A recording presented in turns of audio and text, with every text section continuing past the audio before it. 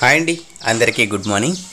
ఇంద్రమ్మ ఇళ్ల పథకానికి సంబంధించి ఒక బిగ్ అప్డేట్ అయితే వచ్చిందండి. సో ఈ అప్డేట్ ఏంటి, అలాగే దీనికి సంబంధించిన పూర్తి వివరాలు మనము ఈ వీడియోలో తెలుసుకుందాము.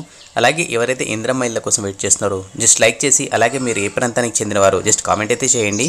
ఎందుకంటే వీటికి సంబంధించి మనకు ఎలాంటి ఇన్ఫర్మేషన్ వచ్చినా కూడా తప్పకుండా మన ఛానల్ అయితే నేను అప్లోడ్ అయితే చేస్తాను. ఇంకా మనం అప్డేట్ అయితే చూద్దాం.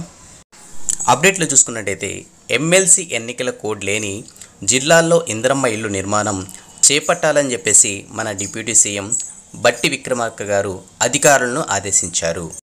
మహబూబ్ నగర్ నుంచి నిర్మాణం ప్రారంభించాలన్నారు.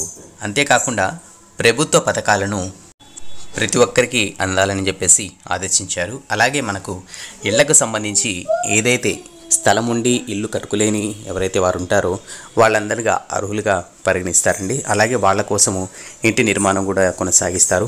ఇక్కడ మనం చూసుకున్నట్టయితే ఉచితంగా ఇసుక ఇవ్వడం అయితే జరుగుతారు.